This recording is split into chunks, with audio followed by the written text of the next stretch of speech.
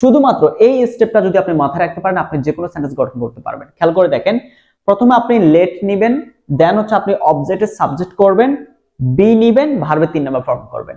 মাথায় থাকবেন এই কয়েকটা বিষয়? হ্যাঁ, যদি মাথায় থাকে তাহলে আসেন এক্সাম্পল খেয়াল করেন। ক্লোজ দ্য ডোর, খেয়াল করছেন মেইন ভার্ব দ্বারা শুরু হয়েছে, তাহলে কি লেট নিতে হবে, নিলাম লেট।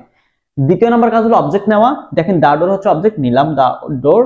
বি নিতে হবে, বি নিলাম, ভার্ব যা আছে তা জাস্ট 3 নাম্বার ফর্ম করে দিবেন, পার্টিসিপল ফর্ম করে দিবেন, তাহলে হয়ে যাচ্ছে। হ্যালো এভরিওয়ান, আসসালামু আলাইকুম। আজকের ক্লাসে আমি ইম্পারেটিভ সেন্টেন্সকে আপনি কিভাবে অ্যাক্টিভ থেকে প্যাসিভ ভয়েসে রূপান্তর করবেন এই বিষয়টা অনেক সহজভাবে শেখাবো। আপনারা বইতে যে রুলস গুলো দেখেন সেগুলোর থেকে আমি অনেক সহজে আপনাদেরকে অনেক শর্টকাটে শেখানোর চেষ্টা করব। তো এই ভিডিওটা আপনার টাইমলাইনে শেয়ার করে রাখবেন যাতে আপনি পরবর্তী সময় আবার দেখতে পারেন, প্লাস আপনার ফ্রেন্ডসরাও যাতে এই ভিডিওটা দেখে শিখতে পারে। এই নিয়ে আমার ভয়েস চেঞ্জের 3 নাম্বার ক্লাস, আপনারা যারা আগের ক্লাসগুলো দেখেননি দেখে নিতে পারেন। সো একটা ইম্পারেটিভ সেন্টেন্সকে আপনি যখন প্যাসিভ ভয়েসে রূপান্তর করবেন, আপনি প্রথমে খেয়াল করে দেখবেন তা কি মেইন ভার্ব দ্বারা শুরু হয়েছে কিনা। যদি মেইন ভার্ব দ্বারা শুরু হয়, তাহলে আমি এখন যে কয়েকটা স্টেপ দেখাবো এগুলো যদি আপনি খাতায় লিখে মুখস্থ রাখতে পারেন, আপনি যে কোনো সেন্টেন্স মনে রাখতে পারবেন। শুধুমাত্র এই স্টেপটা যদি আপনি মাথায় রাখতে পারেন, আপনি যে কোনো সেন্টেন্স গঠন করতে পারবেন। খেয়াল করে দেখেন, প্রথমে আপনি লেট নেবেন, দেন হচ্ছে আপনি অবজেক্টের সাবজেক্ট করবেন, বি নেবেন, ভার্বের 3 নাম্বার ফর্ম করবেন। মাথায় থাকবেন এই কয়েকটা বিষয়? হ্যাঁ, যদি মাথায় থাকে তাহলে আসেন এক্সাম্পল খেয়াল করেন। ক্লোজ দ্য ডোর, খেয়াল করছেন মেইন ভার্ব দ্বারা শুরু হয়েছে, তাহলে কি লেট নিতে হবে, নিলাম লেট। দ্বিতীয় নাম্বার কাজ হলো অবজেক্ট নেওয়া, দেখেন দা ডোর হচ্ছে অবজেক্ট, নিলাম দা ডোর।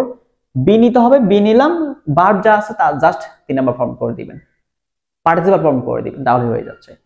এই এক্সাম্পল গুলো বিভিন্ন পরীক্ষা আসতেছে, কম্পিটিটিভ এক্সামে, বিভিন্ন ভাইবা বোর্ড, সব জায়গাতে এগুলো আসছে। তো আপনারা কি করবেন, ক্লাসটা জাস্ট একটু শেয়ার করে রাখবেন যাতে আপনার টাইমলাইনে সেভ থাকে এবং পরবর্তী সময় যাতে আপনি আবার দেখতে পারেন।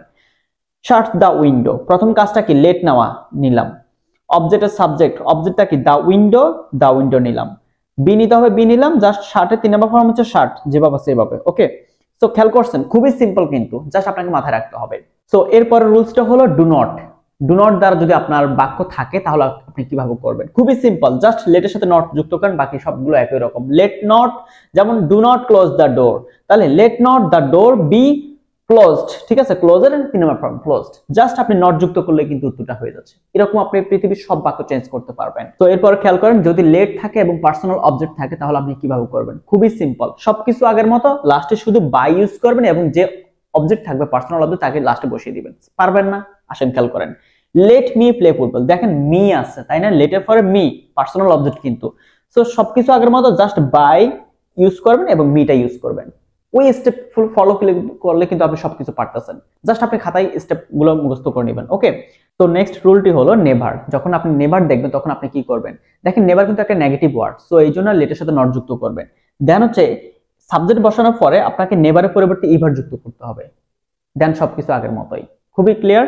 এখন দেখেন নেভার ডু দিস, তাহলে কি নেভারের পরিবর্তে আপনি ইভার যুক্ত করেন, ফাইন। এখন নেভার যেহেতু নেগেটিভ ওয়ার্ড, তার মানে লেট নট, এই অবজেক্টকে সাবজেক্ট করলাম দিস, জাস্ট নেভার পরিবর্তে ইভার যুক্ত করেন, বাকি বি ডু এর 3 নাম্বার ফর্ম হচ্ছে কি ডান।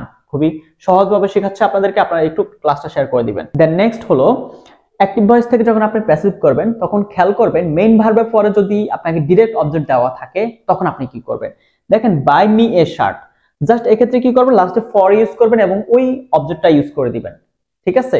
যেমন বাই মি এ শার্ট, প্রথম কাজটা কি লেট নেওয়া, নিলাম লেট। দেন হচ্ছে আমাকে কি করতে হবে, এই শার্ট ইউজ করতে হবে, যেহেতু এটা অবজেক্ট আছে, সো এই শার্ট ইউজ করবেন, তাকে আমি সাবজেক্ট বানালাম বি। দেন হচ্ছে বাই এর 3 নাম্বার ফর্ম হচ্ছে বাট, জাস্ট ফর লাস্ট হচ্ছে এই অবজেক্টটা ইউজ করে দিবেন। কেমন? ওকে, অনেকে আমাকে প্রশ্ন করতে পারেন, আপনি একটু আগেও তো এরকম একটা রুলস দেখিয়েছেন তাই না, দেখেন সেখানে খেয়াল করে দেখেন, সেখানে লেট ছিল, দেন হচ্ছে পার্সোনাল অবজেক্ট, বাট এখানে মেইন ভার্বের পরে পার্সোনাল অবজেক্ট, পার্থক্য কিন্তু এতটুকু, এবং দুটো একটু কি পার্থক্য আছে।